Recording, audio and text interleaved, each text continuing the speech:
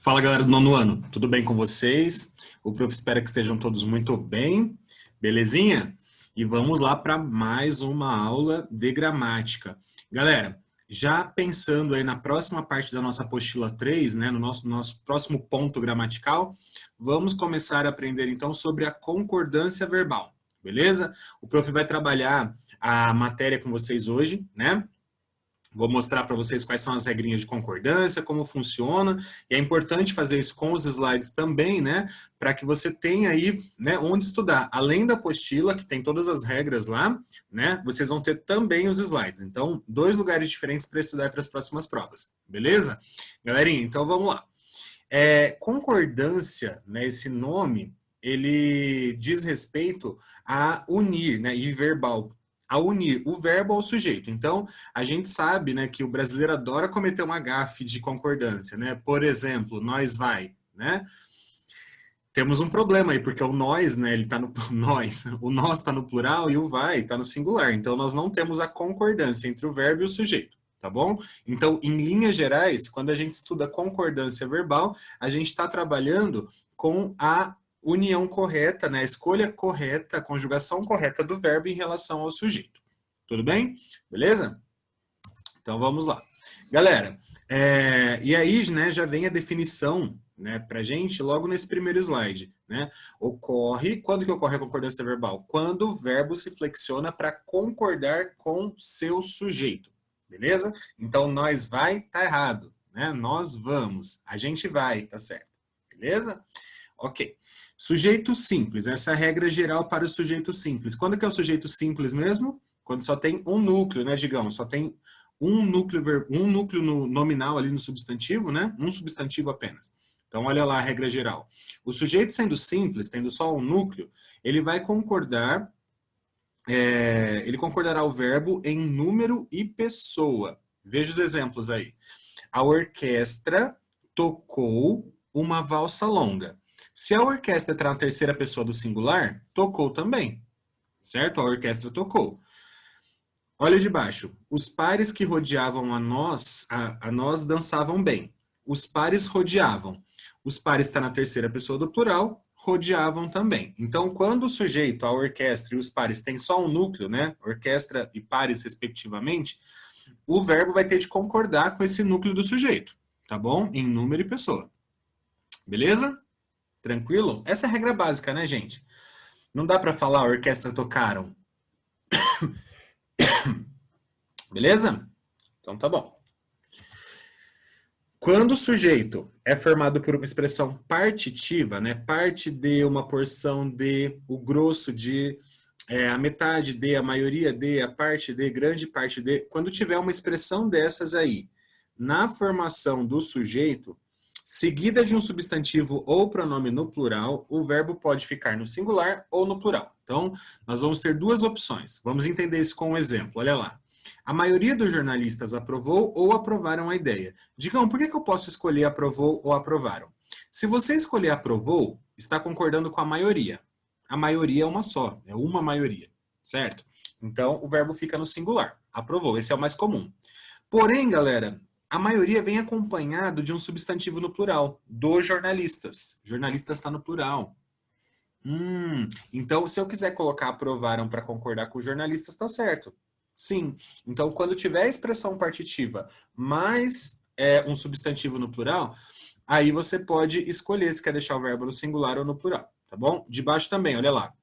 Metade dos candidatos não apresentou ou não apresentaram nenhuma proposta interessante. Se eu quiser concordar com metade, eu coloco apresentou, né? A metade apresentou. Se eu quiser concordar com candidatos, aí eu coloco apresentaram. Tudo bem?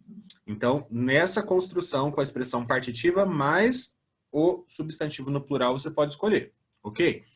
Esse mesmo procedimento, gente, está no finalzinho do slide aí agora, ó. Ele pode se aplicar aos casos dos coletivos quando especificados. Vocês sabem que os substantivos coletivos são palavras no singular que representam um grupo, certo? Quando eles estiverem determinados, né, tiver aparecer um substantivo no plural ali na frente, serve da mesma forma. Então, olha o exemplo ali. Um bando de vândalos destruiu ou destruíram um monumento. Por que você pode escolher? Porque um bando é um bando só, né? Coletivo, a gente sabe que significa um monte quando tem um bando, certo? Mas na hora de escrever é um bando apenas. Então, um bando destruiu. Porém, ele vem determinado, né? Pelo especificado por vândalos, que é uma palavra que está no plural ali na frente. Aí funciona igual de cima, certo? Se tem a palavra no plural ali na frente, eu posso colocar o verbo no plural. Pode ficar um bando de vândalos destruíram o monumento. Ok? Então, nesses casos, não tem como errar, né? Você escolhe. Ok. Quando o sujeito é o pronome relativo que, a concordância em número e pessoa é feita com o antecedente do pronome. Gente, lembra que ele é pronome relativo quando ele serve para retomar o termo que veio anteriormente, certo? Quando isso acontecer, o verbo ele vai concordar com o que veio antes do quê? Com o termo antecedente ao quê? Tá? Olha os exemplos aí. Fui eu que paguei a conta. Por que eu coloquei paguei? Para concordar com o termo que veio antes do quê? Qual que é o termo que veio antes do quê? Eu, né? Então eu paguei. Eu não posso falar fui eu que pagou. Ok? Beleza. O de baixo. Fomos nós que pintamos o muro. Certo? Eu coloquei pintamos para concordar com o que veio antes do quê? Nós pintamos. Certo? Próxima. És tu que me fazes ver o sentido da vida. Fazes ver, né? Ele está concordando com o tu, que veio lá antes do que, certo? Ainda existem mulheres que ficam vermelhas na presença de um homem. Ficam concorda com o termo que veio antes do que? Mulheres. Tudo bem? Então, quando o que for pronome relativo, né, ele servir para retomar o termo que veio antes dele, você vai concordar o verbo com esse termo que veio antes do que. Fechou? Beleza, Digão? E quando o sujeito é o pronome relativo quem? Galera, agora essas mesmas construções que a gente fez com o que, se a gente fizesse com o quem, aí pode-se utilizar o verbo na terceira pessoa do singular ou em concordância com o antecedente do pronome, certo? Aqui você vai ter a opção de concordar com o termo que veio antes do quem ou deixar na terceira pessoa. E, gente, vai parecer muito estranho, de verdade. Esse parece estranho, parece que está errado, tá? Mas está certo porque pode concordar com o próprio quem, que é a terceira pessoa do singular, tá bom? Então, olhem os exemplos aí. Fui eu quem pagou a conta ou fui eu quem paguei a conta. Se eu deixar da segunda forma, fui eu quem paguei a conta, é igual ao do que, né? Porque quando é o que ali no meio, você tem de concordar com o que veio antes dele, certo?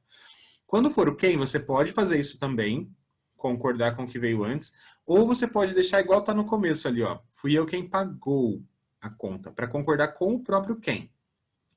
Agora, olha o de baixo, gente. Parece que tá super errada essa primeira frase aí, mas tá certa, tá? Olha lá. Fomos nós quem pintou o muro. Ou fomos nós quem pintamos. A segunda parece muito mais correta, porque pintamos concorda com nós, certo? Então, fica bem mais visível para a gente que está correta a concordância verbal aí, ok? Porém, aquele primeiro jeito também está certo, porque o verbo pode sempre ficar na terceira pessoa do singular para concordar com o quem, ok? Então, vamos estabelecer para você lembrar. Quando for o que tiver ali no meio, tem de concordar o verbo com o que veio antes, obrigatoriamente. Quando for o quem, você também pode concordar com o que veio antes, mas pode ficar na terceira do singular, assim, pagou, pintou, fez, tá bom? Digão, é estranho, mas tá certo. Beleza. Galera, quando o sujeito for um pronome de tratamento, o verbo fica na terceira pessoa, tá? Ou do singular ou do plural. Por quê, Digão? Porque o pronome de tratamento, ele serve para falar com alguém que é, na verdade, a gente não usa o pronome de tratamento para lidar com a segunda pessoa, né? Para lidar diretamente com a pessoa. A gente lida, na verdade, com a posição dessa pessoa, tá? Então, olha o exemplo aí. Vossa Excelência é diabético? Vossas Excelências vão renunciar? Né? Então, o verbo sempre fica na terceira pessoa, em vez de falar Vossa Excelência és, né? Na segunda, para o tu, né? Enfim, Vossas Excelências sois, vais, vois, Não dá, né, gente? É vão mesmo. Então, sempre que tiver um pronome de tratamento, você, Vossa Excelência, Vossa Eminência, qualquer pronome de tratamento, tá? Senhor, senhora, sempre vai deixar o verbo na terceira pessoa, tá? E aí, lógico, se for mais de uma pessoa, vai colocar no plural, tá bom?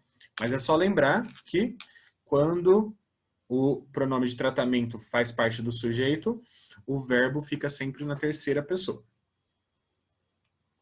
Fechou? E com o sujeito composto, digamos? O que é sujeito composto mesmo, gente? Quando você tem dois núcleos ou mais no sujeito, né? Então, olha lá.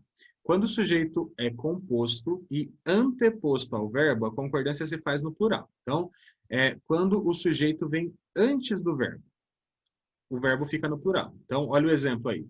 Pai e filho conversavam. Pais e filhos devem. Por que conversavam e devem ficou no plural? Porque o sujeito veio antes, o sujeito composto, né? Quais são os dois núcleos? Pai e filho ou pais e filhos? Os dois têm dois núcleos, certo?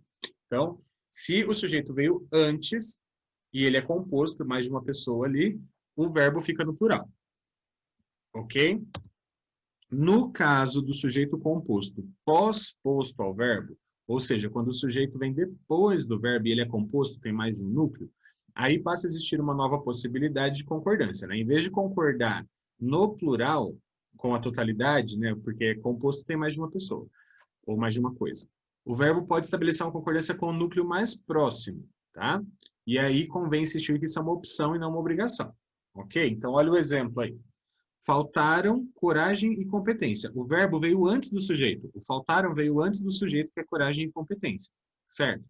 Quando isso acontece, você pode ou deixar no plural, faltaram coragem e competência, para concordar com o sujeito composto, com a totalidade, ou você pode concordar com o mais próximo, que no caso é coragem e deixar no singular. Faltou coragem e competência.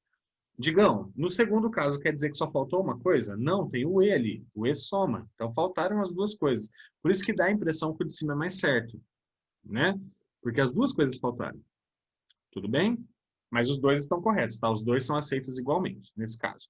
Quando o verbo vem antes do sujeito composto. Aí você pode escolher. Se o verbo vier depois do sujeito composto, aí sempre é no plural. Ok? Quando a gente tiver sujeito composto, formado por pessoas gramaticais diferentes, a concordância ocorre da seguinte maneira. A primeira pessoa do plural prevalece sobre a segunda pessoa, que por sua vez prevalece sobre a terceira pessoa. Então, primeira, segunda e terceira. Vejamos. Teus irmãos, tu e eu, tomaremos a decisão. Por que o verbo ficou tomaremos? Porque dentre esse monte de gente que tem aí, teus irmãos, tu e eu, a primeira pessoa faz parte. Então, quando sou eu e mais alguém, somos nós, certo? Por isso que o verbo ficou tomaremos. A terceira pessoa do plural prevalece. Desculpa, a primeira pessoa do plural prevalece nesse caso, né? Porque o eu faz parte. Então, se tiver o eu, a primeira pessoa prevalece. Agora, olha de baixo. Tu e teus irmãos. Agora só tem segunda pessoa aqui e terceira, né? Mas tem segunda pessoa, que é o tu. Aí prevalece a segunda pessoa. Então fica, tu e teus irmãos tomareis a decisão. Agora, olha de baixo, não tem nem primeira, nem eu, nem segunda. Tu, só tem terceira. Aí o verbo vai ficar na terceira, né? Pais e filhos precisam respeitar-se. Ok? Então, é sempre assim. Tem várias pessoas gramaticais diferentes. Você vê se tem um eu ou um nós ali no meio. Se tiver primeira pessoa, eu ou nós, o verbo vai ficar com nós. Tá? Se não tiver nem eu nem nós, mas tiver um tu ali no meio ou um vós, né, tiver uma segunda pessoa, prevalece a segunda pessoa, vai ficar para o vós o verbo, tá? Se não tiver nem primeira nem segunda, só tiver terceira pessoa, aí fica na terceira do plural. Ok? Fechou, Diggs? Então tá bom. Galera, essas primeiras regras que nós vimos aí são as regras básicas, tá? São aquelas regrinhas assim, para sujeito simples, para sujeito composto, as regrinhas básicas de concordância. Agora nós vamos ver os casos especiais de concordância. E do verbo ser, que é um outro que a gente estuda à parte ainda, tá bom?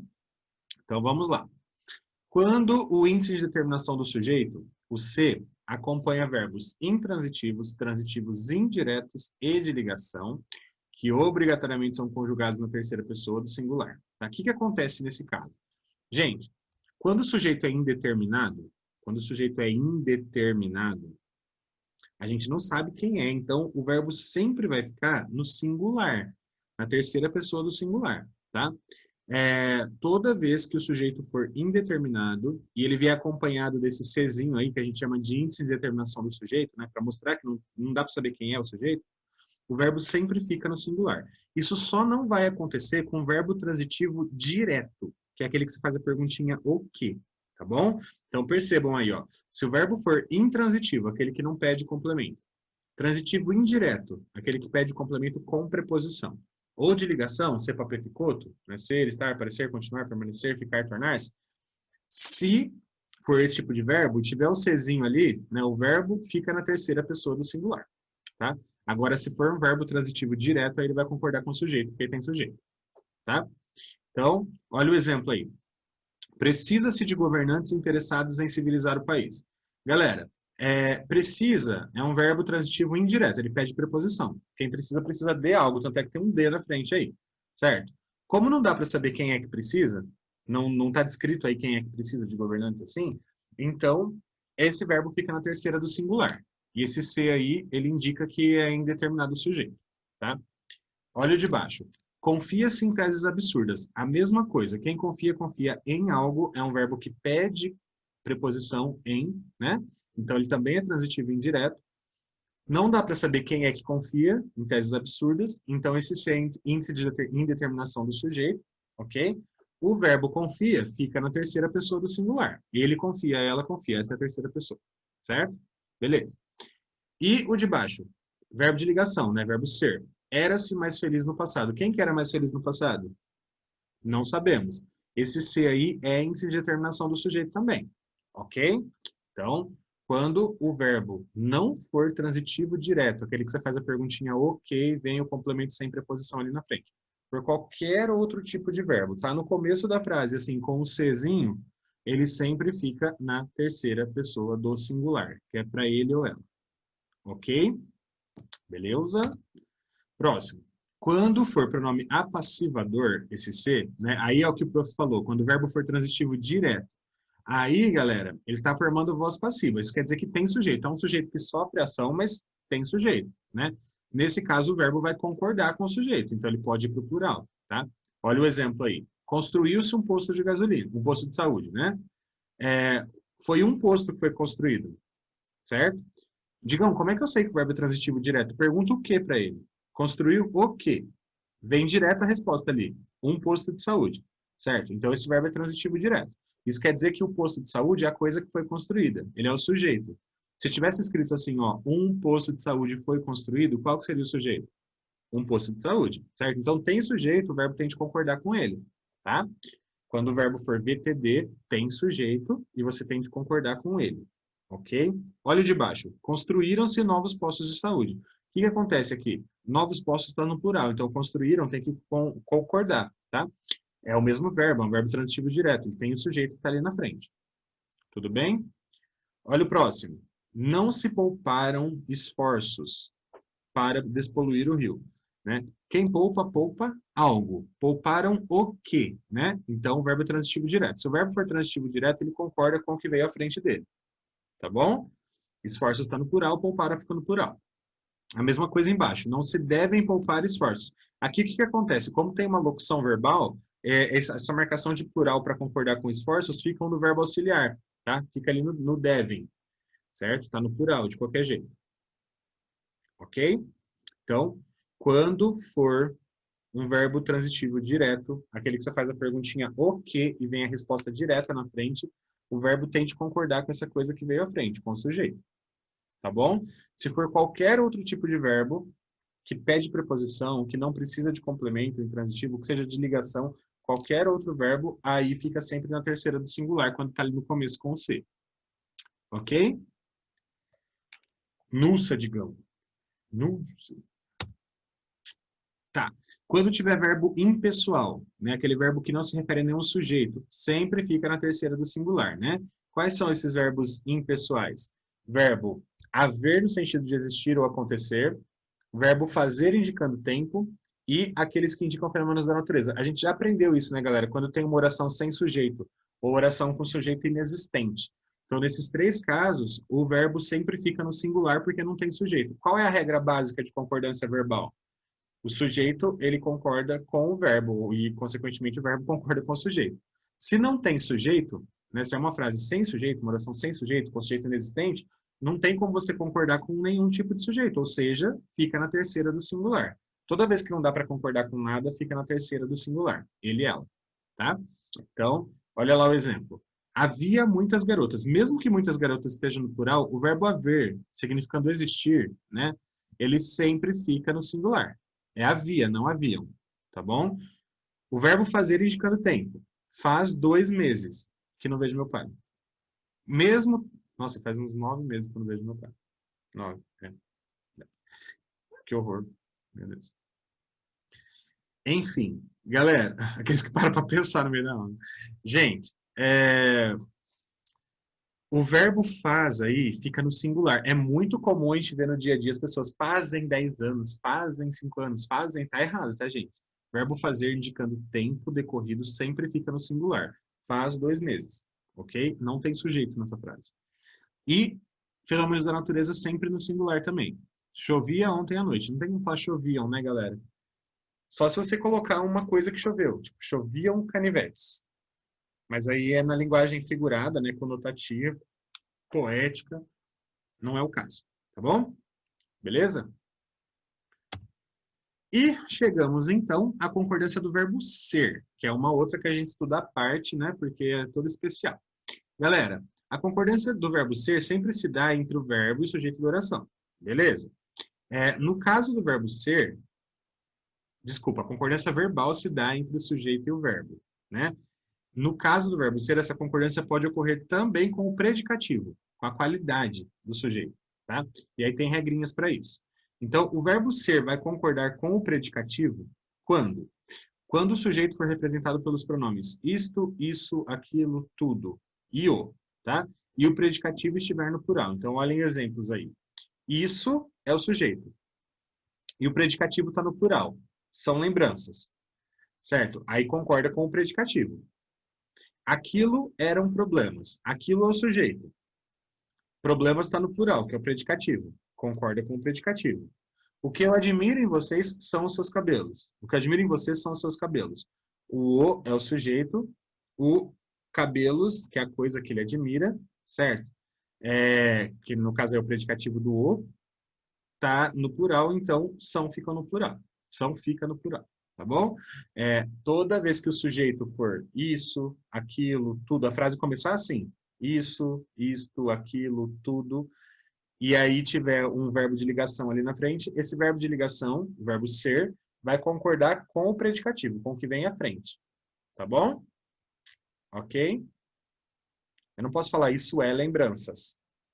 Aquilo era problemas, tá? Concorda com o que veio à frente, com o predicativo. Quando o sujeito estiver no singular e se referir a coisas, o predicativo for um substantivo no plural. Então, olha lá. Nosso piquenique foram só guloseimas. Por que ficou no plural? Porque o predicativo, o que veio depois, ele está no plural, certo? E esse sujeito aí é uma coisa, o sujeito não é uma pessoa, tá?